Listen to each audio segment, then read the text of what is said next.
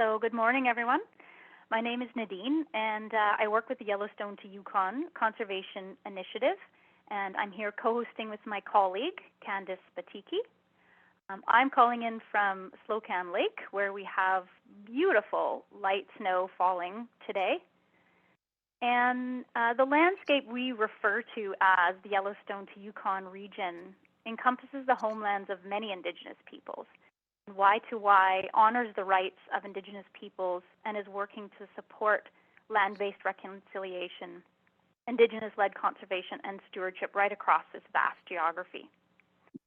So Y2Y has been hosting online workshops to learn and to discuss how Indigenous and non-Indigenous people and organizations can work together to create and to sustain healthy lands and healthy waters and thriving communities.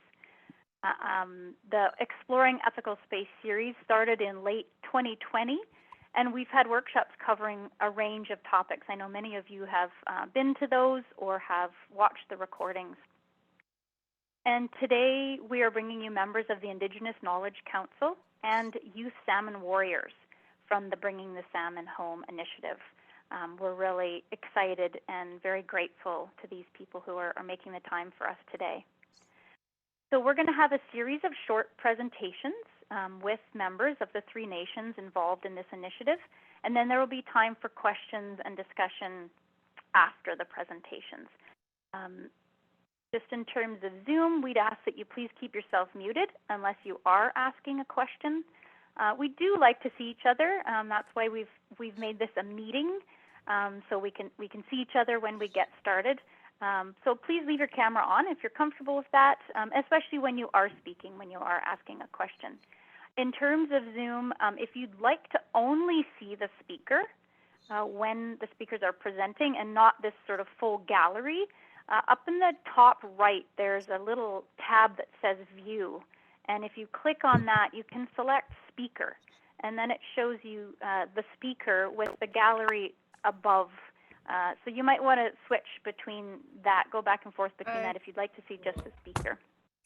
Having some technical difficulties.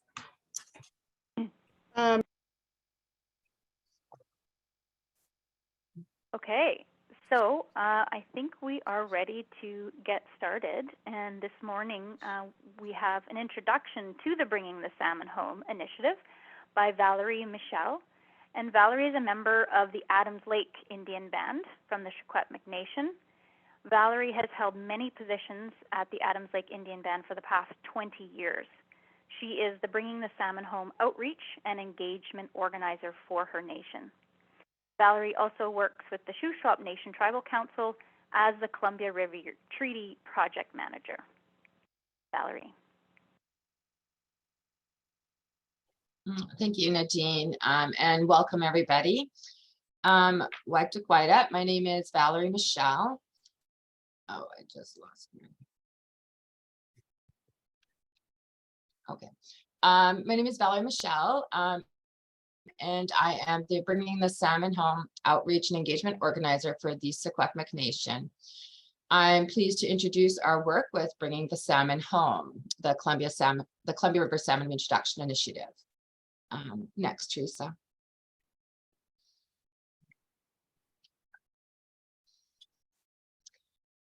So I'd like to start by sharing with you the story of our logo.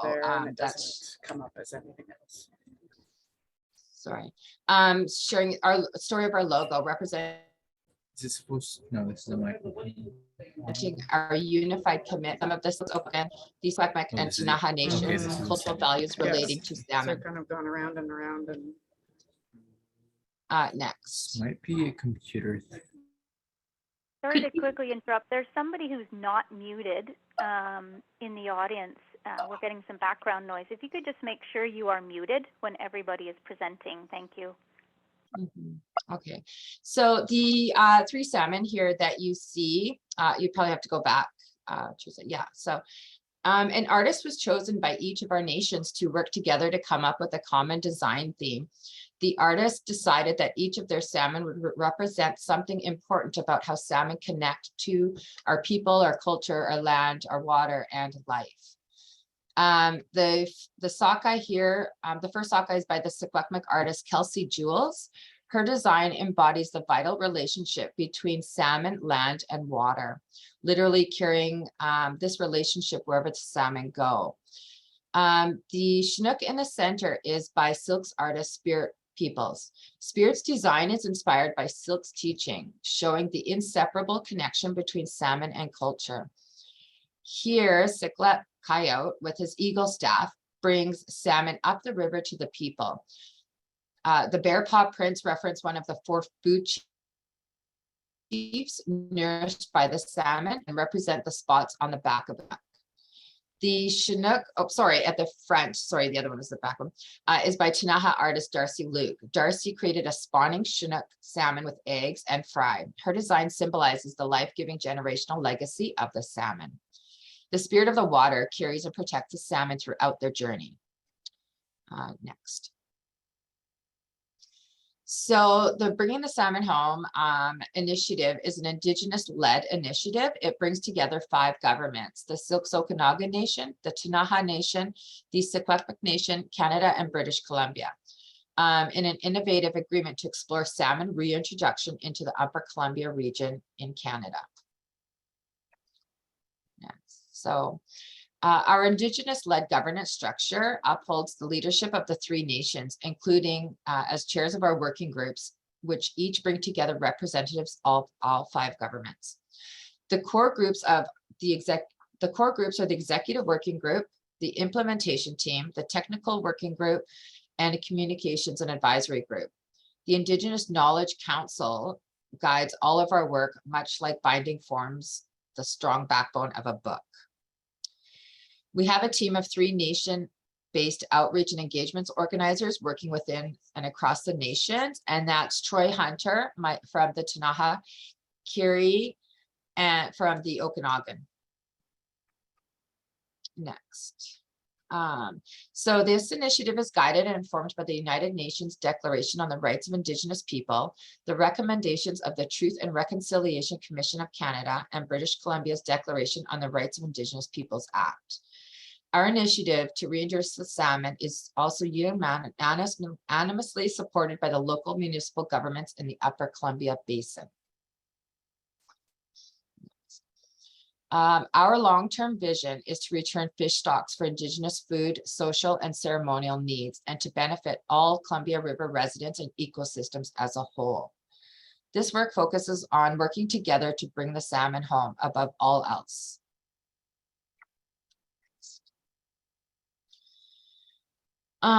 The Bringing the Salmon Home initiative offers new beginnings while acknowledging the past as well. This is powerful Indigenous-led work in action to support self-determination and decolonization.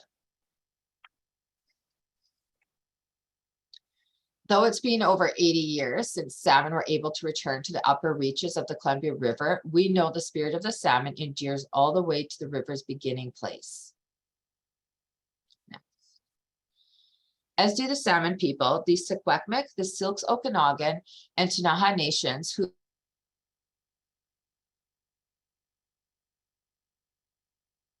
who along with the U.S. are part of the Columbia River and its watersheds. The great runs of salmon have been blocked from returning to the Upper Columbia since the foundations of the Grand Coulee Dam in Washington State that went up in 1939. The Grand Coulee and Chief Joseph dams on the U.S. side were followed by hydroelectric developments in Canada, including the Mica, Revelstoke, and Keenly Side Columbia River Treaty dams. These dams, along with other impacts, have affected fish habitats and the Aboriginal rights and title and interest of our Indigenous nations in the Upper Columbia region. It's important to note that this work to reintroduce salmon is separate from the Columbia River Treaty negotiations and will continue long after CRT discussions. The Columbia River, before overfishing and dams, was once the source of the greatest salmon runs in the world. The spring Chinook that returned from the ocean and traveled back to their spawning place in the headwaters region of BC were the size of people. These giant Chinooks journeyed upriver for 6 months to make it home. The initiative is located in unceded indigenous territories, so the Secwépemc Nation, the Ktunaxa Nation, reintroducing salmon concerns, Indigenous rights and responsibilities as well, and the Syilx Okanagan Nation. This is a story of great loss and really cause for hope of not giving up in the face of daunting challenges and holding strong to our shared vision of working together to bring the salmon home. In the first years of this initiative, we've been working hard to establish the Indigenous-led governance process and launch the initial technical work. The technical working group has 3 technical studies underway, each led by one of the Indigenous nations. One of the studies is a synthesis and standardization of knowledge around salmon habitat in the Canadian Columbia River. Another one is a risk assessment for a multi-year salmon reintroduction, an initial learning design for a salmon reintroduction release into the Canadian portion of the Columbia River.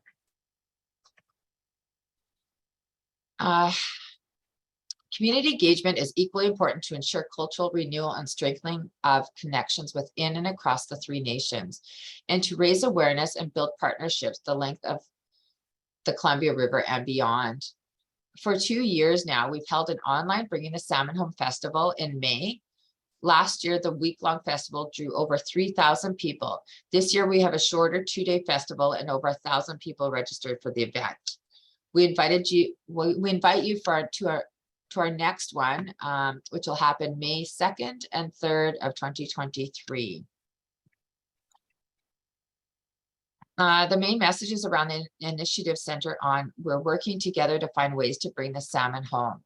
Everyone can help in some way. This initiative allows us to set aside concerns that can be dealt with at other tables and gives us the opportunity to focus directly on the inspiring vision of working together to bring the salmon home, above all.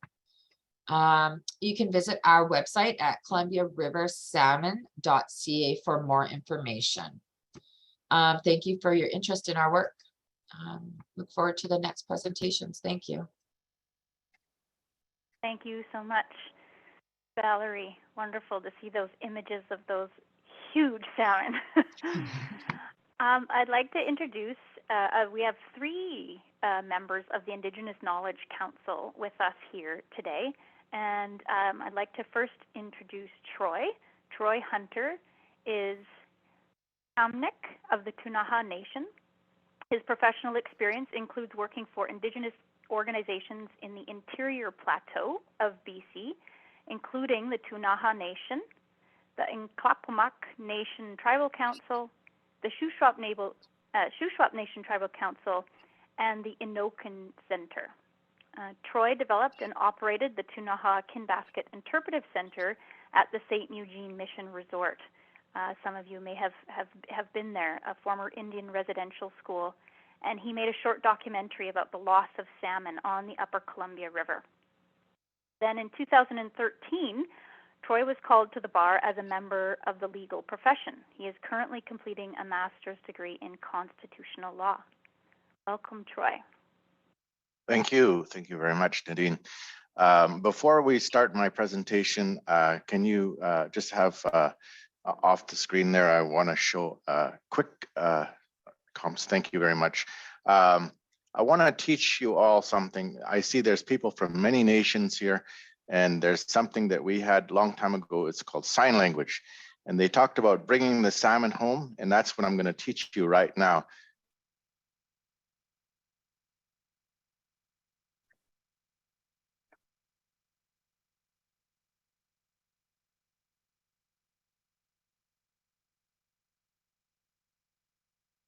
That's it.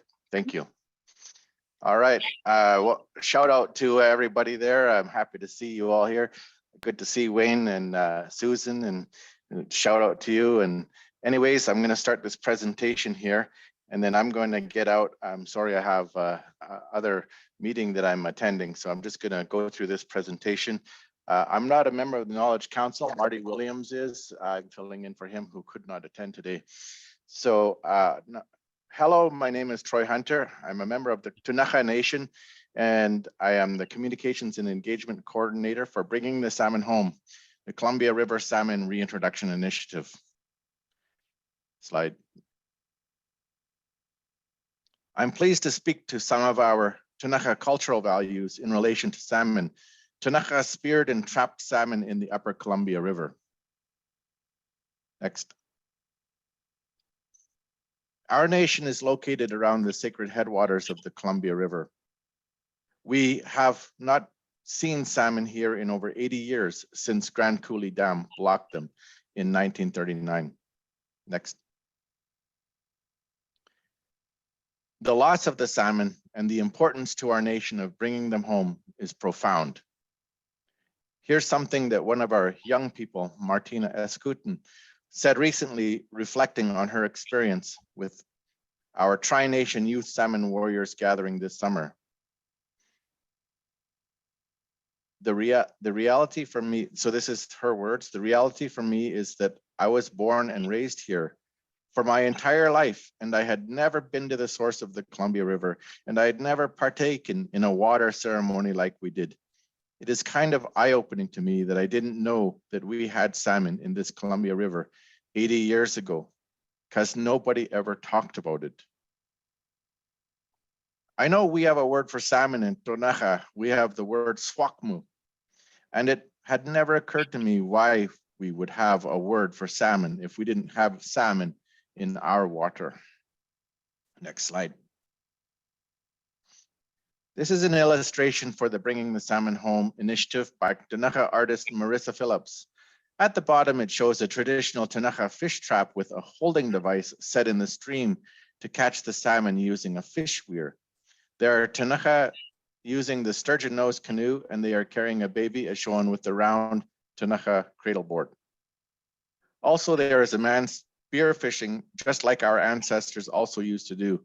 At the top are salmon being dried in the sun, and then there is the ceremonial longhouse made of tule mats and cedar root fish cooking basket. Part of the fish ceremony and to respect the salmon is to return the remains, such as the bones, to the river. The salmon bones and the red fish with eggs on the left side show the life cycle of the salmon. Next slide.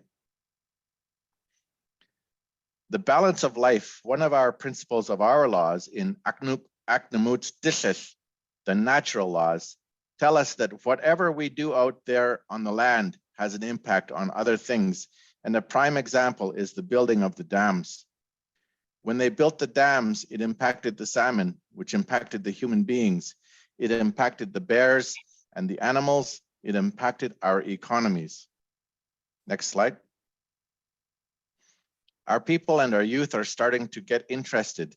The people that are here today are starting to become more interested in wearing and wanting to know, to relearn the songs, the ceremonies that we use to respect the fish, to respect the salmon, to respect the life-giving life they gave for us as Ktunaxa people. Next slide. This connectivity that once existed throughout the whole river system, and that connectivity was so strong and powerful that it led thousands and thousands of First Nations people from what we now know as Oregon to Canal Flats. Next slide. Working together, there was a peace amongst us, and maybe sometimes we did fight battles, but for the most part, I would like to say there was peace amongst the tribes.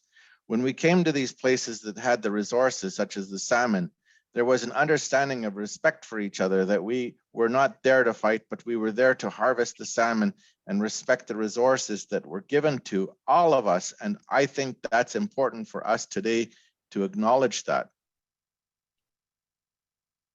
Next slide. There are places all along the river system, that the ecosystem, that will support the life cycles of the salmon when they come back up.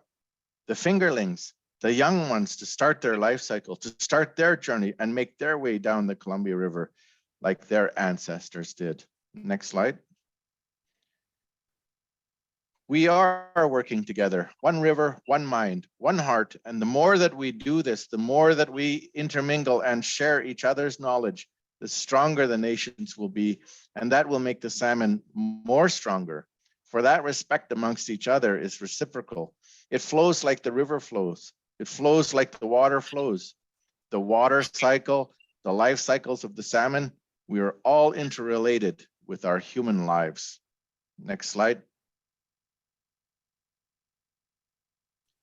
These are some of the ways we are bringing the salmon home and supporting cultural renewal, and they include songs and ceremonies, traditional knowledge, intertribal youth camps, elder retreats, learning kits and salmon festivals.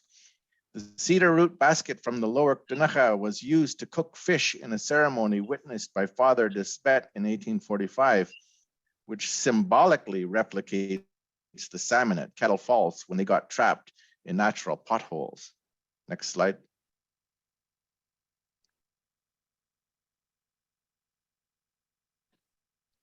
Next slide. There we are. The salmon's job, oh, sorry, go back one. Yeah. The salmon's job was to feed the nations, feed the animals, feed the plants. And once we get to that place, that healing, that will help heal the salmon, help heal our people, help heal our relationships with each other, and provide food certainty and food security for the future generations of our people. The ceremony will be brought back and the salmon will be honored. Next.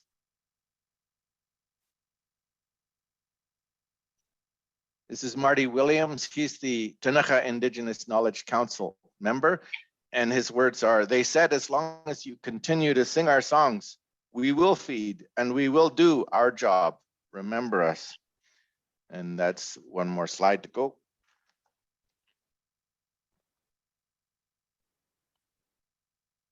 Thank you. That's everything. Thank you so much, Troy. I think you said you need to take off now, but we really appreciate your time and hope you have a good rest of your day. And thank you for all the work that you've been doing over many, many years here in this region. Hey, Syilx Okanagan. I'd like to now introduce Fred. Fred Fortier has served many leadership roles with the Secwépemc Nation. For many years, his work has focused on fisheries. Fred has become well known for his work to recover wild fish populations and as an advocate for Aboriginal rights and responsibilities in fisheries. Fred is a member of the Indigenous Knowledge Council with the Bringing the Salmon Home initiative. Welcome, Fred. Right. So do you have that? Oh, no. I gotta find out where mine went.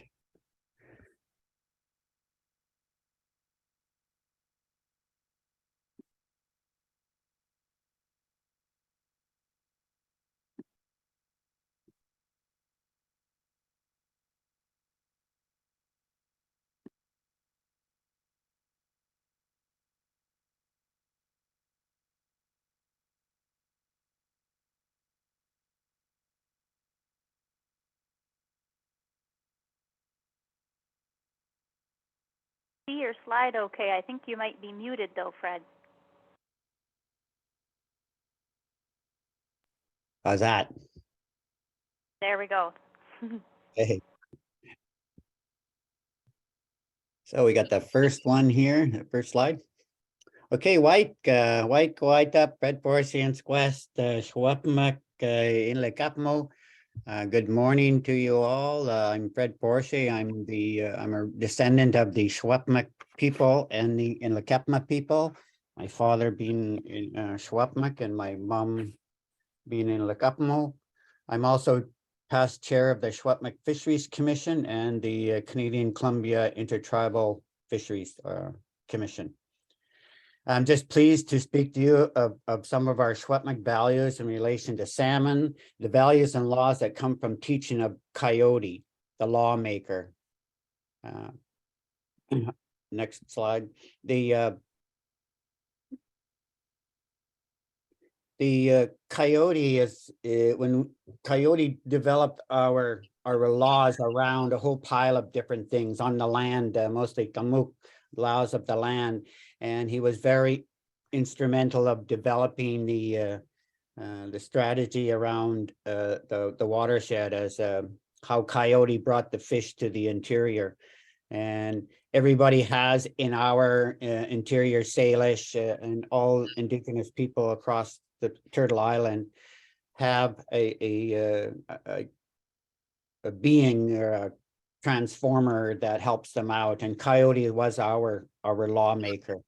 Next one.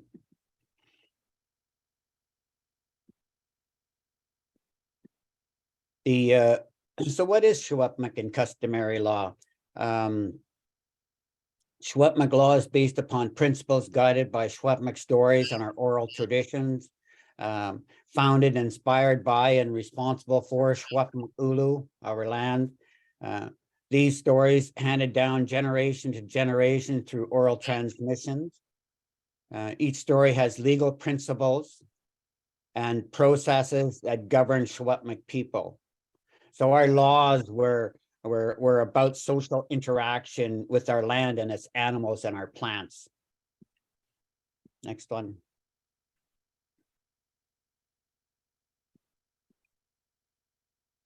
Salmon were a keystone indicator of a good, healthy ecosystem, good, clean water, productive habitat, social and cultural attachments through songs, dances, the intergenerational knowledge transfer of being responsible to the salmon and their needs. Next one. Ecosystem values and practices and innovations were built into our social laws. Conservation practices such as our weirs that were used all over Turtle Island, not only by the Secwépemc, but everybody else. The traps as well for resident fish and as well salmon, but also the pitch lamps, the fishing at night, the maneeps and the wouse, the spears, were all sustainable methods of harvesting as Coyote had taught us.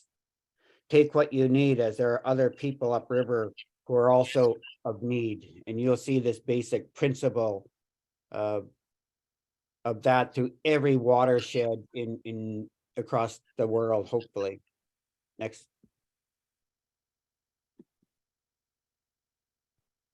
And here is a quote that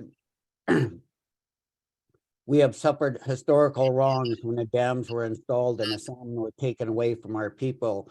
The adverse impact of our way of life was immeasurable. So great was the impact that the effects are still being felt by us today and include a loss of sustenance, loss of cultural practices, loss of the history of the lands in that area, loss of our language, and the ongoing alienation of our people from our territorial lands. Many spiritual, ceremonial, and archaeological sites were decimated and destroyed during the drowning of the Columbia River.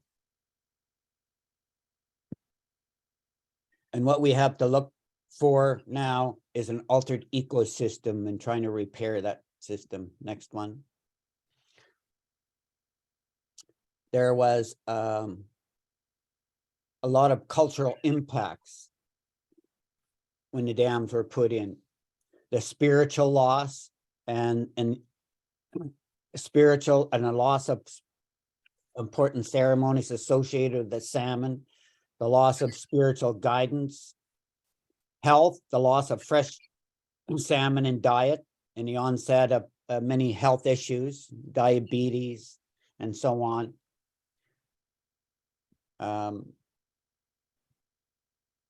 Economics, the loss of fishing related jobs, trading opportunities, and the cost to buy fish, the loss of our economy through not being allowed for us to get and catch fish for Stwan and the trading of our fish. Social, the loss of activities and fishing through the families and loss of social exchanges, and the loss of family status in community, and the loss of unity in community. The emotional loss of connection, confidence, and a sense of self-worth. and as well anger that comes about when we talk about fish in the Columbia.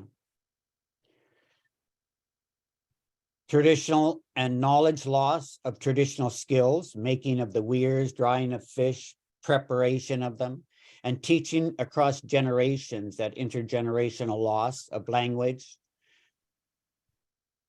The environmental loss of ecological integrity associated with the loss of salmon, the loss of river health, and contamination of our salmon as well. Next one.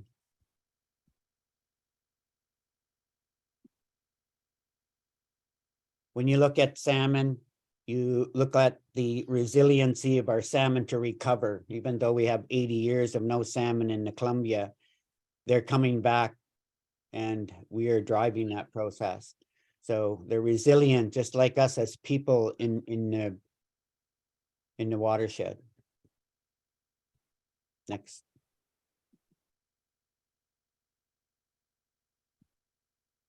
These are some of the ways of we are bringing the salmon home and sport and cultural renewal. The vision of bringing salmon home started many years ago with Chief Jacob, Chief Sam, and Chief Saddleman. 35 years ago in a place in the Okanagan, Vernon, where we sat down and we talked about the importance of fish, and it came up with a document called No Way Up, because there was no way up for our fish. And that started the process of us doing things in the watershed.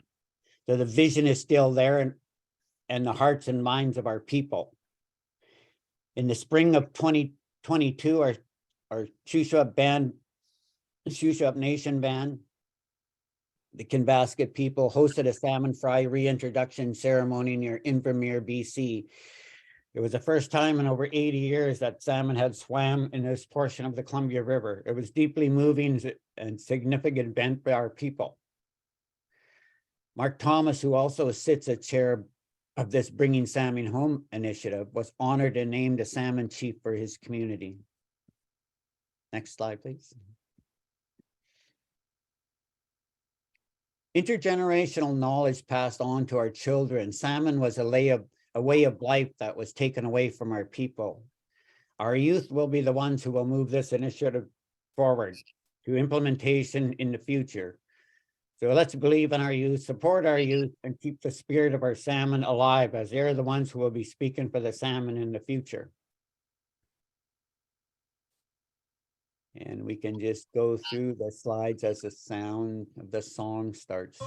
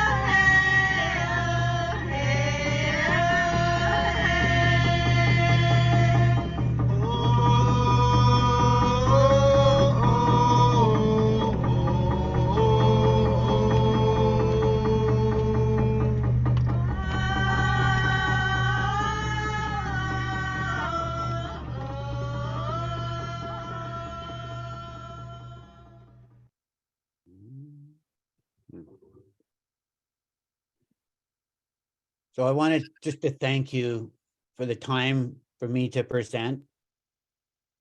The Secwépemc do have a story to tell of their existence in the Columbia watershed. It's not a happy one, but we are still willing to work on bringing home the salmon to our homelands.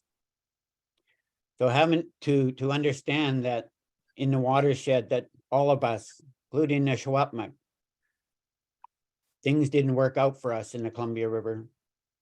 Some were taken away, some were forced out, but we're back again as nations looking for a way to bring our salmon home that means so much to us. Cook salmon.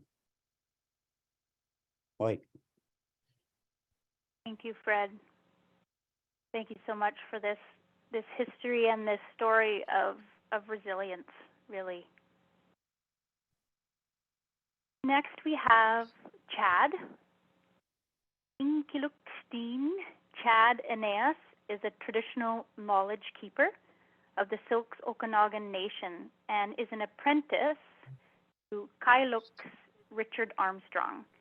His kinship ties span from the last salmon chief at Kettle Falls to the last chief of the Northern Arrow Lakes. Chad's passions are to be in the mountains, practicing traditional activities in harvesting and ceremony. Chad is chair of the Indigenous Knowledge Council with the Bringing the Salmon Home initiative. Welcome, Chad.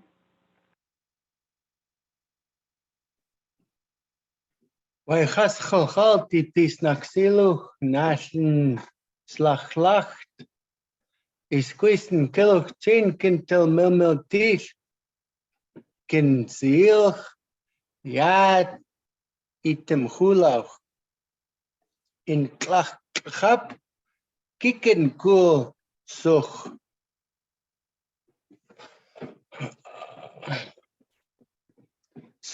cool I kakwel. So Chad Eneas, I'm a member of the Syilx Nation. I live where the popular trees grow in the mountains by Penticton. So I said hello, good day to my relatives and to my friends. And my lineage, if you see that picture of ceremony of tears, goes back to those two with the headdresses sitting at Kettle Falls. And I'm happy to be here to speak about some of the cultural values in relation to the salmon and share some pieces of our oral literature, our oral history and stories.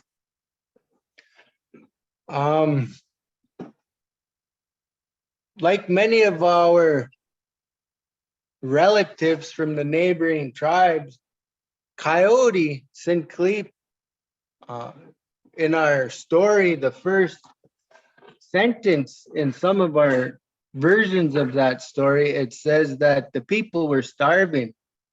So when we think about that time of our chaptik, that was in a time before humans.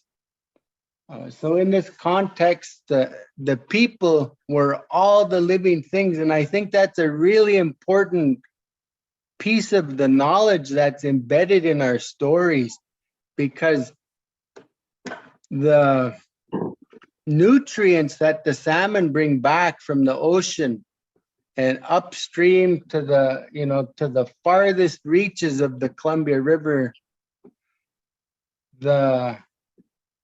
to me, all the natural world relies on those nutrients that are being brought back to the land. The eagles, the bears, the wolves, all of those things, from the largest to the smallest, a micronutrient, the invertebrates that are in the water that feed that cycle of life that we depend on and rely on.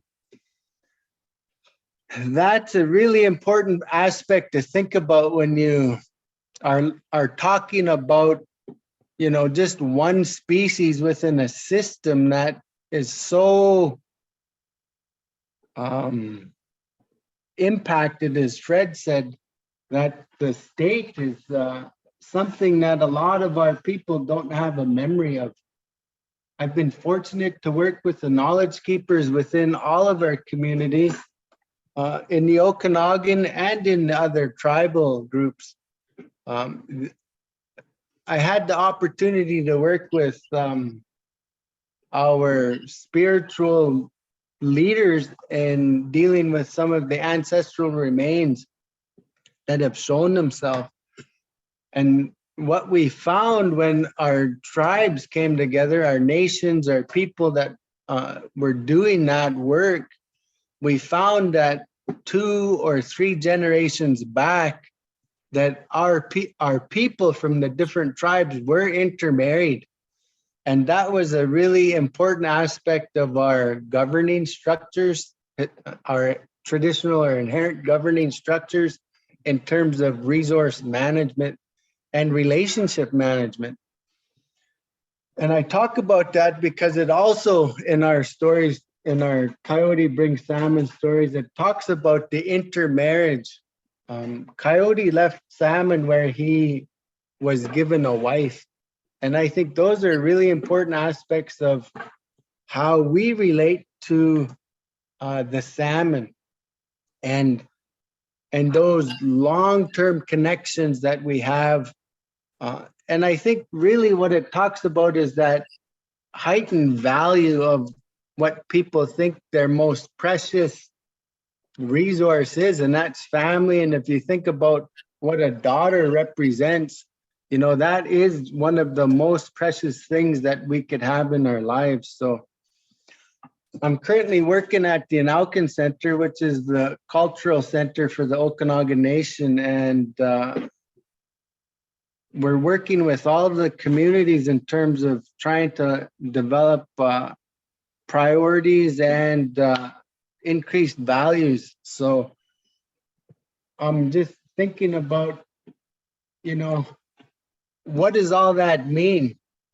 And Marty on the Indigenous Knowledge Council continues to remind us about how valuable the knowledge is when we think about the language and how the language applies to the context of bringing home the salmon.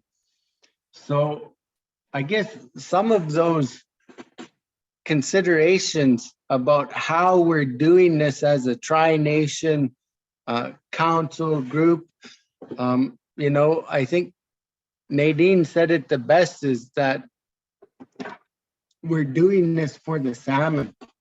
And if we put them first, you know, they transcend all of the boundaries that, you know, create limits as the human construct. So they bring us together through ceremony. Child was given the responsibility at Kettle Falls by his cousin Tom to conduct that calling of the salmon ceremony, Syilx Okanagan Nation. And I've been working with Richard in facilitating that ceremony. And sometimes there's only a few of us, and sometimes there's lots of us, but those prayers continue to be strong without salmon. So a big function of that ceremony is when people gather, like we're gathered here on this Zoom call, it's to bring our thoughts and our energy and our focus to one point. And that one point is to bring each and every one of our strengths together for those prayers of the salmon to come up the river. And like Fred said, to remind ourselves and the salmon that, you know, we remember and honor and respect ourselves as we honor and remember and respect what the salmon sacrificed for us. So there's a lot of work being done, and I just want to say thank you to, you know, everybody, all the technicians, the leadership, the vision, you know, and mostly for the support that you are providing by being engaged and involved and participating where you can.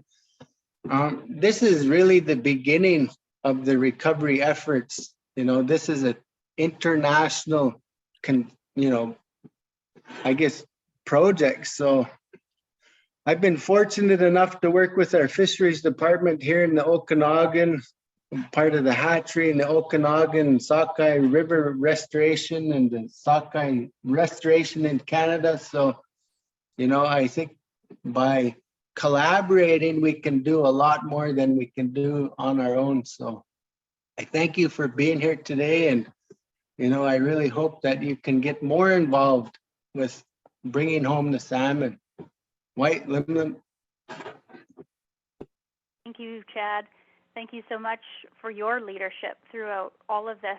And I think really for talking about this hope and this working together. You know, I think hearing about the peaceful relationships and the three nations working together and bringing those strengths together is really phenomenal, and I think brings hope to everyone here in the room, and certainly the organizations that want to support you. And our next speakers are warriors in this big challenge, the Youth Salmon Warriors. So I'd like to introduce two lovely individuals that we have with us today. Martina Escutin is a Ktunaxa youth from Escutin First Nation. Escutin means the land between two lakes and is also known as Windermere, British Columbia. Martina currently resides in Syilx territory, where she works as an Indigenous student advocate in a high school. Her time at the Salmon Warriors gathering taught her that, much like the salmon's journey, reclaiming one's own indigeneity can feel like an upstream battle. The journey is long, but it is necessary, and the result will have a ripple effect for generations to come. We have Martina here, and we also have Jade. Jade Montgomery-Waardenburg is one of the Salmon Warriors.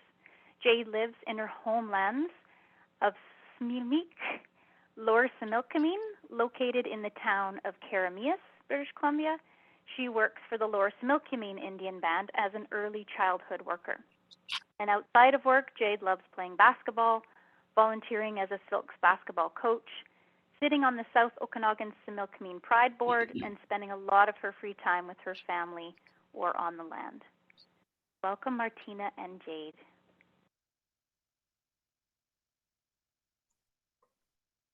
Thank you.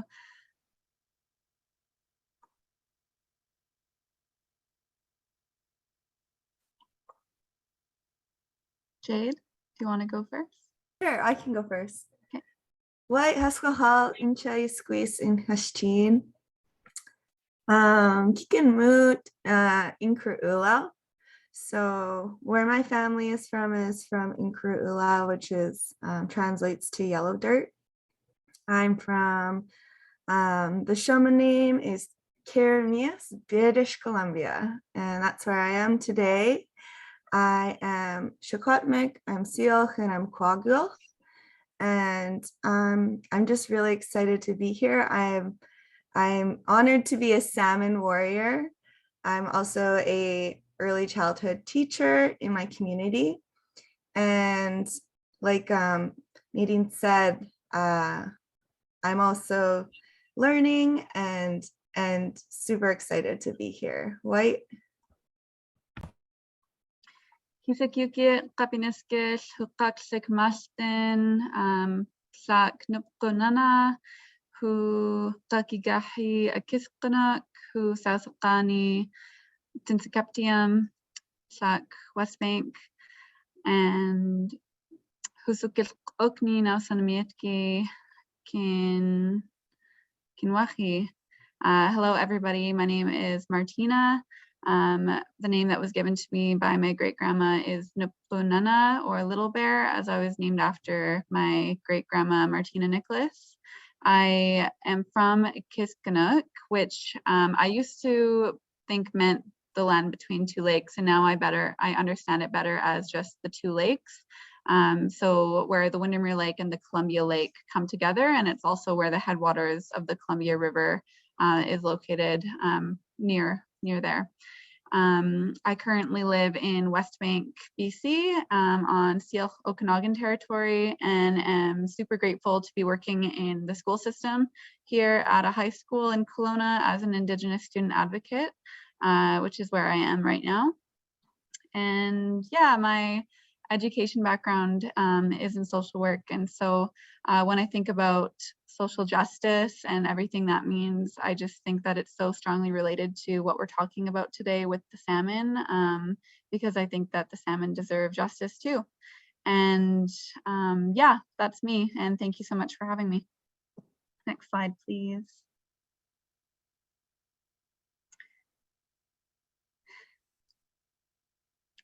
For 5 days in late August 2022, 21 young people from the Secwépemc, Ktunaxa, and Syilx Okanagan Nations gathered together at the headwaters of the Columbia River for the first Bringing the Salmon Home Salmon Warriors youth camp.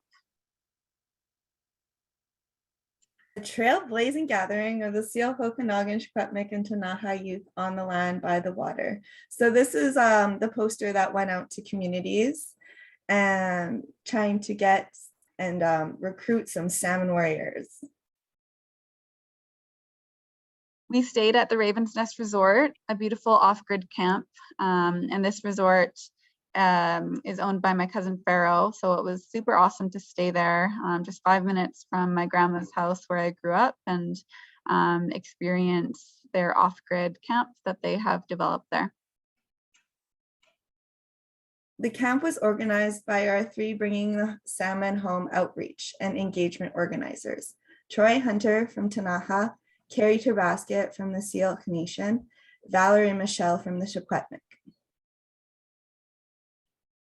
Creative facilitation was led by Sophia Terbasket and Michel with indigenized processes.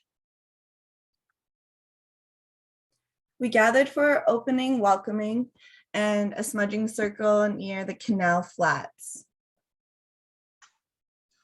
And then we walked to where the sacred headwaters of the Columbia River bubble up from the ground. So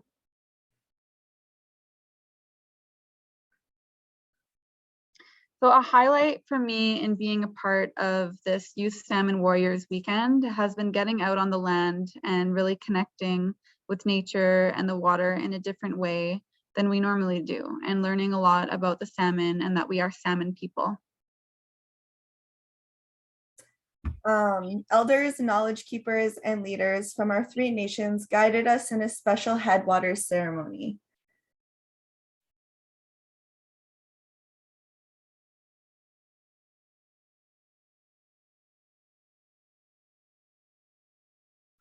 The reality for me is that I was born and raised here for my entire life, and I'd never been to the source of the Columbia River.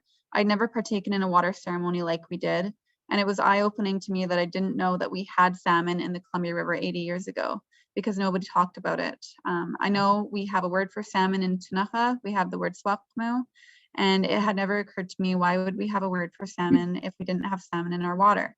And so that's a reflection that I had when I was there. And you know, before signing up for this event, I had kind of thought, I don't know anything about the salmon. I'm not a salmon warrior. You know, I've never done anything to contribute to the salmon coming home. I didn't even know that we had salmon. And then it really just sat with me that, you know, we have salmon, like a word for salmon in our language. And so clearly we had salmon, and the language has been something that's, you know, that I've been learning over the past couple of years, and it's been a really important journey for me. And when I really thought about it, I thought, you know, the language comes from the land, and the salmon are a part of the land, the all living things. And so if we're not taking care of the salmon, then we're not taking care of our language. And so that's where it really hit home for me that I needed to be a part of this. Yeah, this spot was a really very powerful place. You kind of, coming from the outside and not being here on the land here, you could really feel the energy that this place holds. The water is ice cold. We kind of just met each other. So we're all kind of like strangers right now, but even just that walk down and that ceremony that we had to start off and to understand where we were and to understand what this place meant for our people, for the river, for our Timhula, for everything that is tied into that. I just wanted to make a note on that.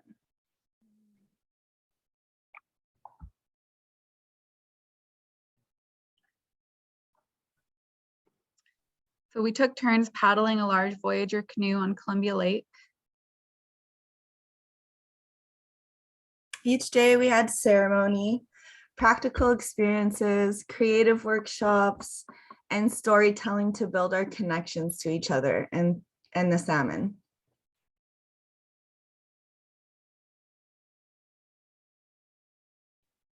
Each youth shared a picture and statements of who am I. So we did some self-reflection when we got there and shared a bit about ourselves and what we're passionate about.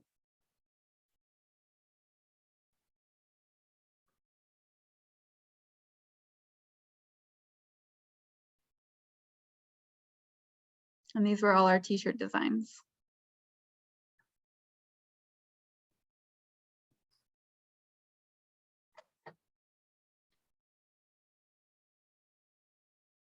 We created TikTok videos.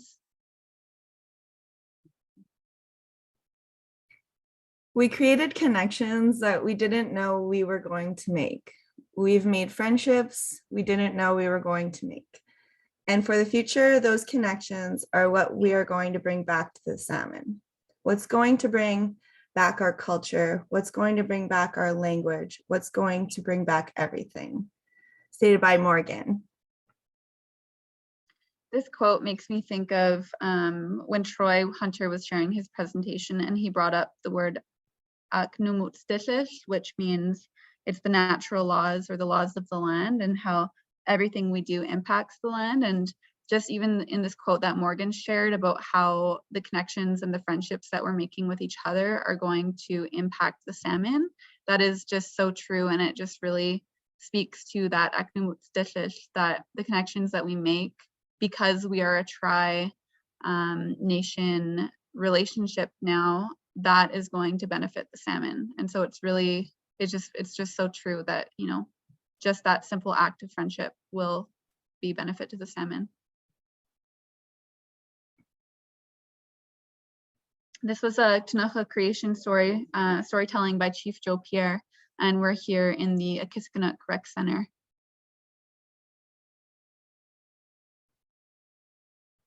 This was us doing some team building, some improv acting.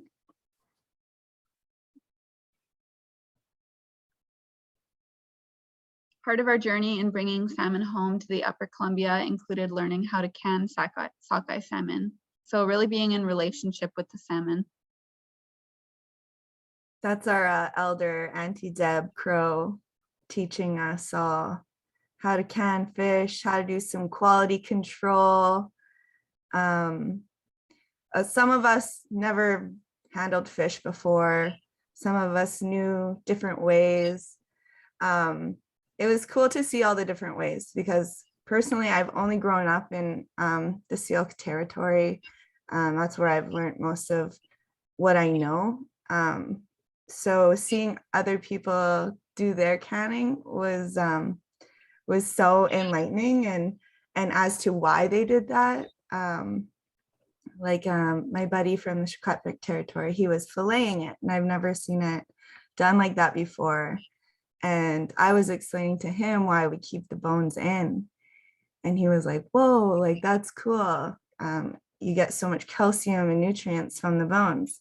So we kind of like learned from each other while we were doing all of these cool activities. I had never done it before at all, so it was just a learning experience for me. The youth are strong and we have a lot of perseverance, and this knowledge that we've learned will continue to integrate throughout our lives. And that's a quote shared by Nikisha Harry from Secwépemc Nation.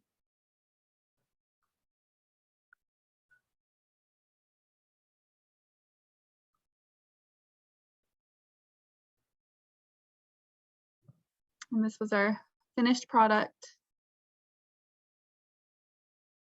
Yeah, we were all so proud. We respectfully returned the salmon remains to the river after we were done canning. And it was a really powerful ceremony. I don't know how many times I had driven over that bridge in my adolescence. Like, that's where I grew up, and I had never looked down at that water and thought, you know, there was salmon here 80 years ago. And so being there and doing that ceremony together, returning the remains to the river, was just like, it was so powerful. Yeah, it was really powerful to help sing with Kastich, one of our facilitators. She has one of the most amazing voices. to sing beside her is a treat, and to be a part of this ceremony and having the river taste the salmon for the first time in a long time was really beautiful. Mhm.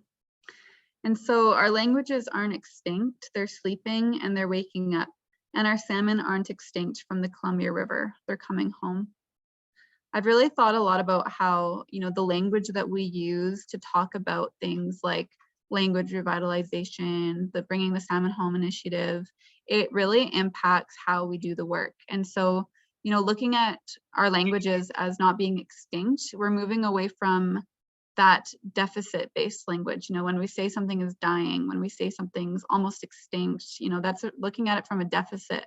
But if you look at it from the perspective of the Ktunaxa language has over 300 language learners, and it's sleeping. It's not, it's not dying, it's sleeping, and we're waking it up. And same thing with the salmon. The salmon aren't extinct from the Columbia River. They're coming home, and we're helping it come home by singing their song.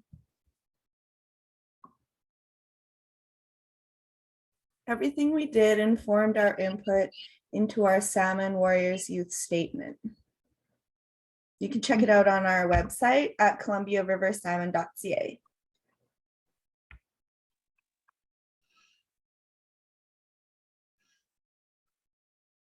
We did a lot of reflecting on who are we as salmon people.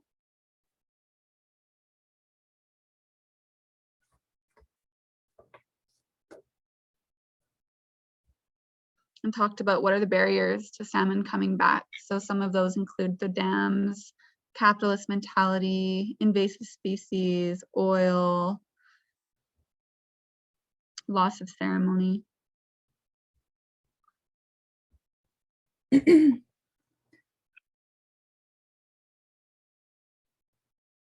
So we went over what we could do to bring the salmon home.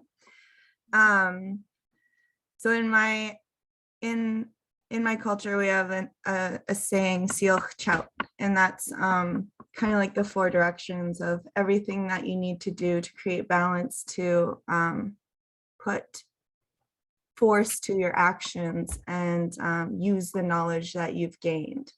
So we kind of brainstormed all of the things that we could do. Some of the things are collaboration, networking with our neighboring nations, saying goodbye to politics and just worrying about the salmon and the water and the land. Just leaving all of that and working towards the big picture.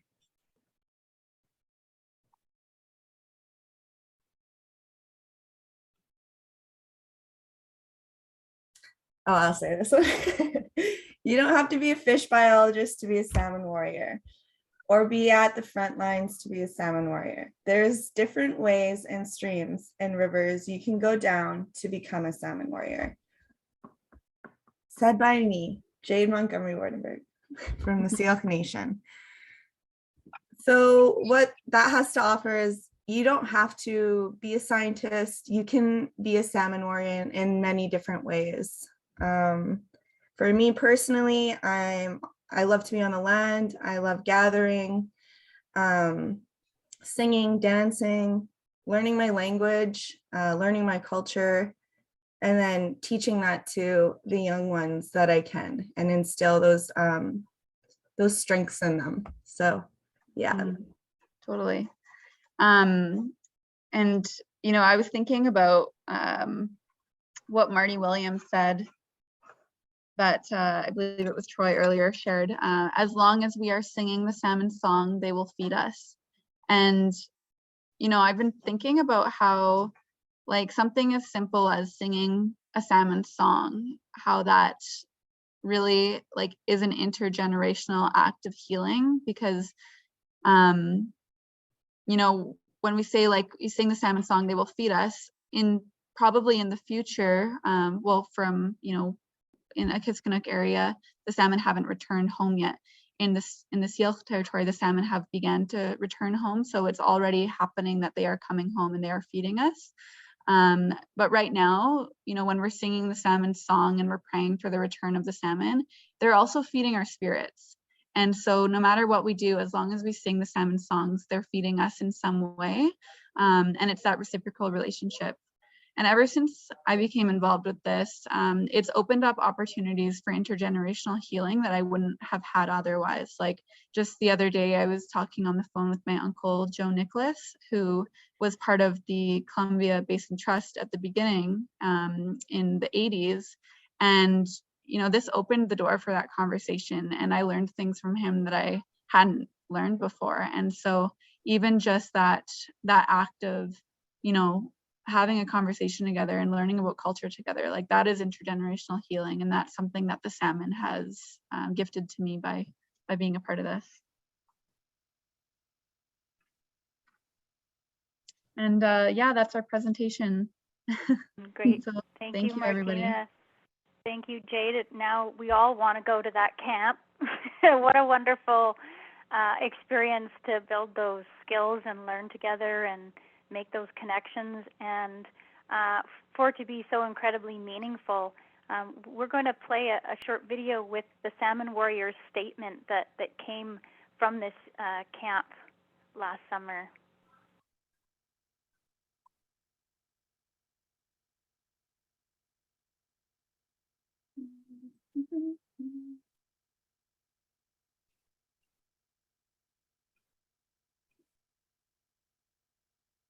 We have come to the headwaters of the mighty Columbia River from our strong Secwépemc, Syilx, and Ktunaxa Nations, where we have created true connections and honor one another.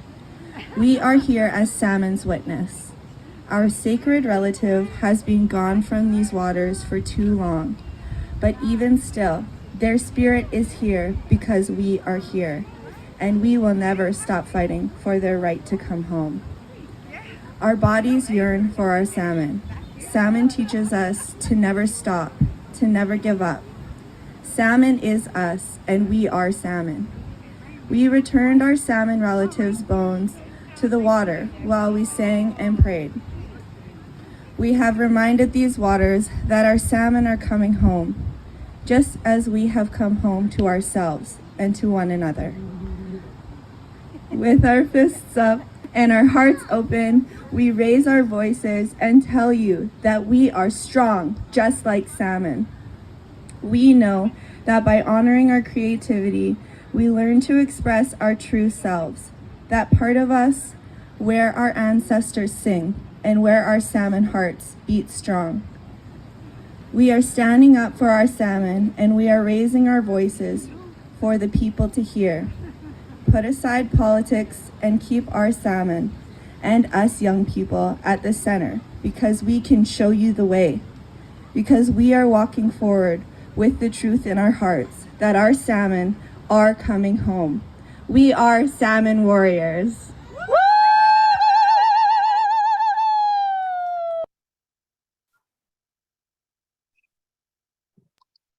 So wonderful. Thank you so much. We have quite a bit of time now. We have about 20 minutes or so for questions.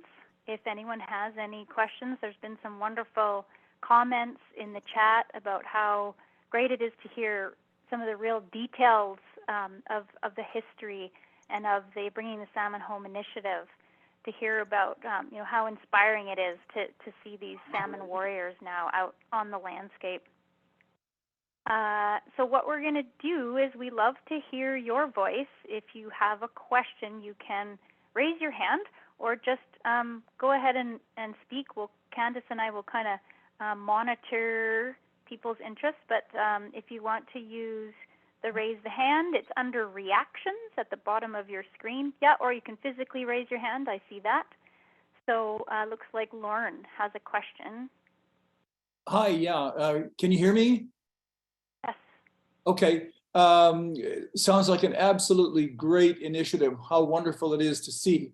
I just have a technical question. If the dam in the USA, the first one, blocked the salmon from coming up the river, and the dams are still there, how does reintroducing the salmon, how can it continue? Do the salmon have to go back out to the sea, Or are these salmon interior salmon? Can they live just, up and down the Columbia River? So for anyone, I don't know who's there out in the audience who has some expertise in this, but what's the story on that? I mean, you can reintroduce them, but will they stay?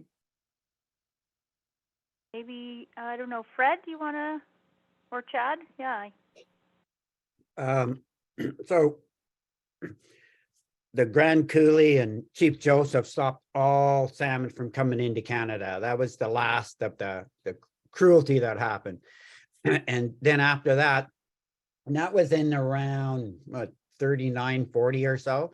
But the salmon stocks were depleting well before that, in early 1900s to the 20s or so. It was because of the weirs and that. So the dam stopped that. Now we've, in the last year, there been some salmon released in the upper Canadian side, and we've also found them spawning in some areas. And so there is a process to go and assess them. So under the EA process, we went through in the environmental assessment process, and I don't know, 15 years ago in the Kinley side, and that's where the lock is. Although they can get through the lock, in that EA process, the First Nations, all of us, Ktunaxa, Secwépemc, and Syilx, would not agree with the EA recommendations, and until they agreed to put a fish ladder in the Kinley side process or dams when salmon came back. And so many years ago, when we were doing the environmental assessments, in the back farm 9s, we knew that salmon were going to come back at some time. And so we put recommendations to do that. And then there's of course, the other dams in the upper side, in which there's lots of technology around, not only in, a lot in the United States, around putting salmon up through those dams. So, and there's lots of that on the technical reports as well that people can look at, which dam. So in the Okanagan, we've been working on salmon restoration for the last 15 years. And I think we've expressed that there is viable habitat. Although the damages that have been caused by the dams, we've seen about a 90% loss of habitat and about a 90% decline in the salmon populations in the last 80 years. So there does need to be concerted efforts in terms of how the salmon assist in restoring the habitat as a part of the habitat, if you know what I mean. When they get here, they do enhance all the other functions within the ecosystem. And that in itself generates additional habitat, and we can learn from the salmon based on what they naturally do and know. So again, we have proven that with the return of salmon that it is viable. However, like Fred said, through those fish ladders or having access to spawning habitat is so beneficial to the greater good of the salmon, because then they can reproduce naturally in more abundance in the future for future years. And I say that because I think our salmon in the Columbia are different in terms of what we're all facing, the climate change, global warming. We have the most resilient salmon in the world in terms of what that, what those effects are of climate change. So, we do have a model. It can be successful, but we do need, we need a lot of help and dedication and commitment. Like I said, we've been really putting the partnerships together to make that happen heavily for the last 35 years, seeing results in the last 10. So, it is a long-term process. But when they're here, they can and will survive. Great. Thank you. And I think I see, I think Teresa from Bringing the Salmon Home Initiative is adding a few of the different technologies that are used. There's also a question here about hatcheries, and I'm wondering if someone from the initiative could speak to, how are hatcheries supporting the initiative? How are you involved with hatcheries?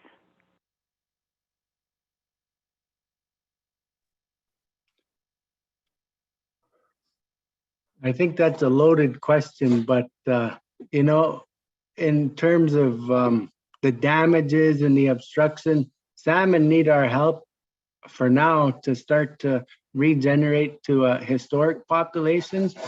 What the system could potentially, support for habitat and reproduction. So there's many tribes throughout the Columbia system that are utilizing hatcheries.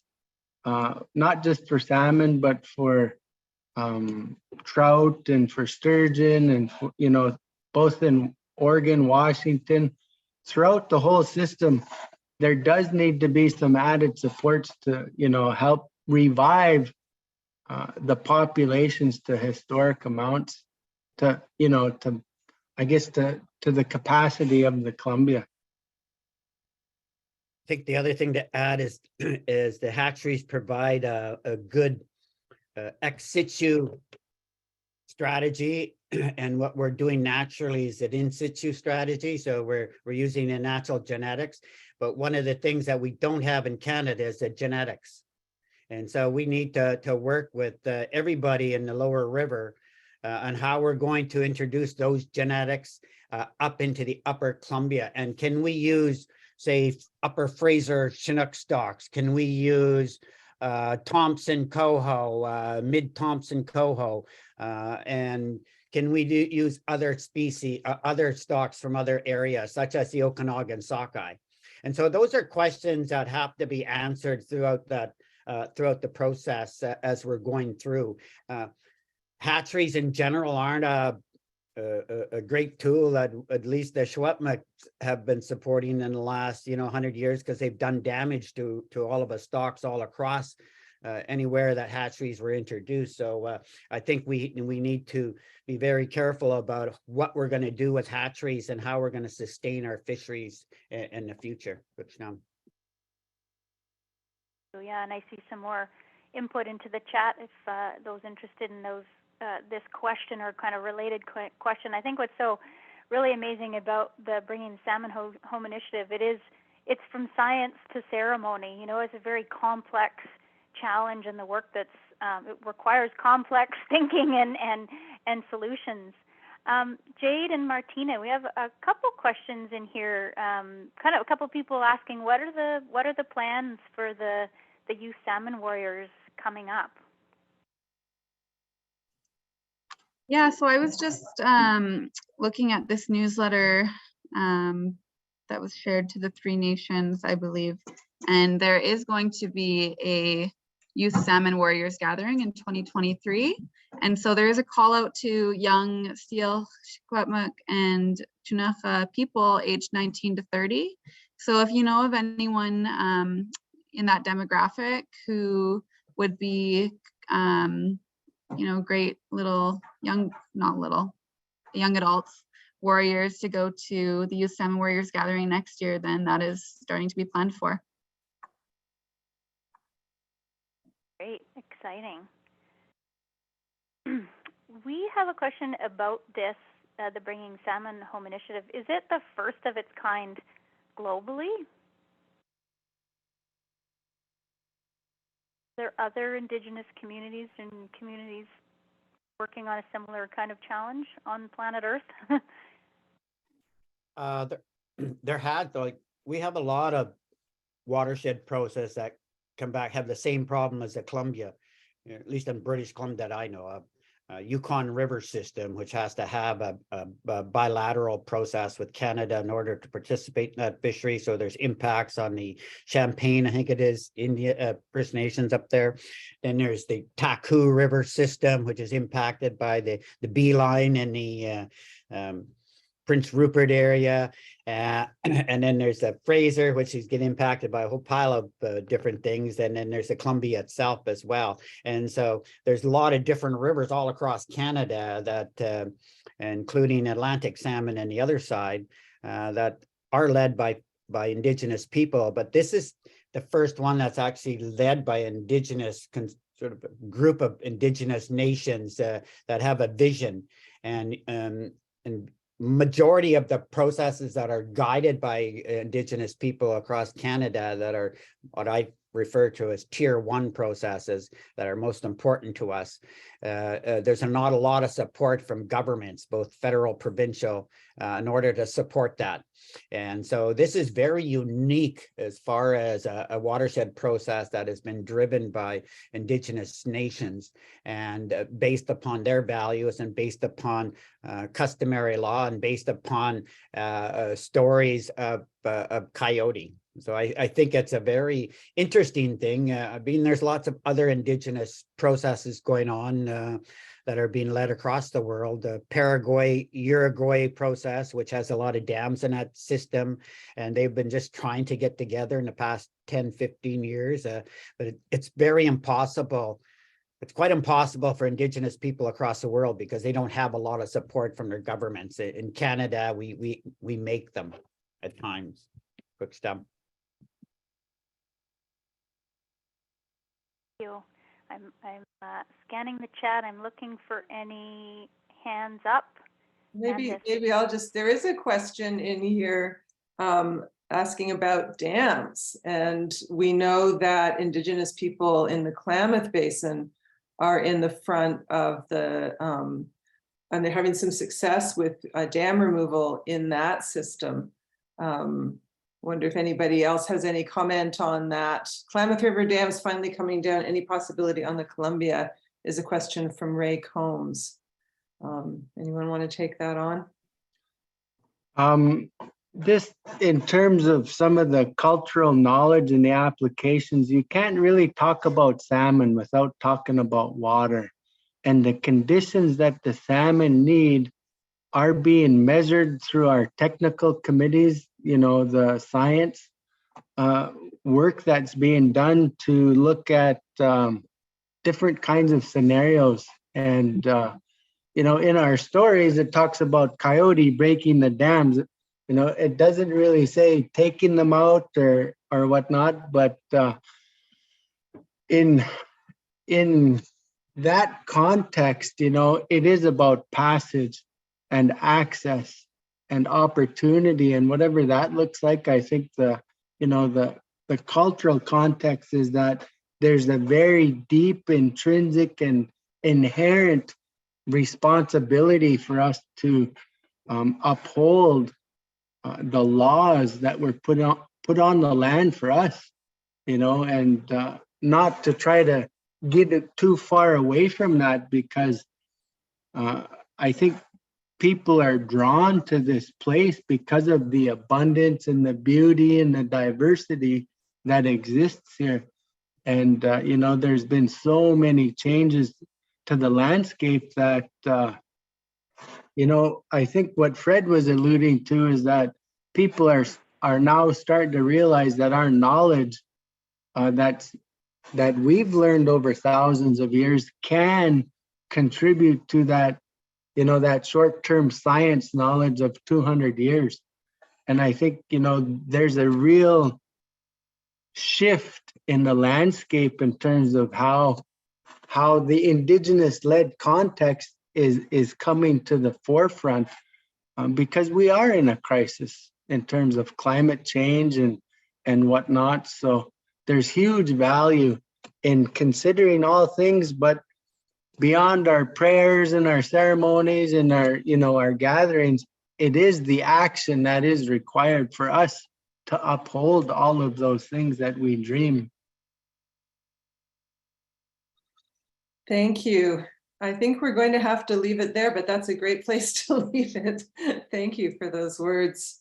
And there's some more comments in the chat about dams. So I want to thank all of the guests so much for your wise words and for your information and for feeding our hearts and bringing everybody hope. I think we're seeing a lot of that in the chat, and certainly particularly the youth warriors, I think really touch people's hearts in a beautiful way. So thank you all.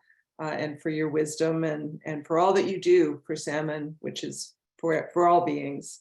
Thank you for the participants. We've had a really nice turnout today. People have felt really engaged, asking really great questions, lots of just supportive gratitude in the chat as we go. So really grateful for that. Nice to have people from other areas. It's been fun to see Corley Johns from the Yukon talking about the connections that she's seeing, and lots of others. So thank you very much for the participants, for your listening and your participation. Thank you to the funders that make our Ethical Space series possible, the Vancouver Foundation and the Sitka Foundation. Shout out to all my colleagues at Y2Y. Thanks everybody. And we did record the session. We always record the sessions. We will send that by email to all of you. And we will also, and it happens quite quickly. So sometimes we get emails afterwards saying, will it be recorded? And we say, yep, it's already up on the website. So all this as well as all the previous presentations are up at y2y.net/ethicalspace. I think that's gone in the chat, along with all the other events in the series and a new film about ethical space that we've made with Gwen Bridge. So check that out, lots of other resources there.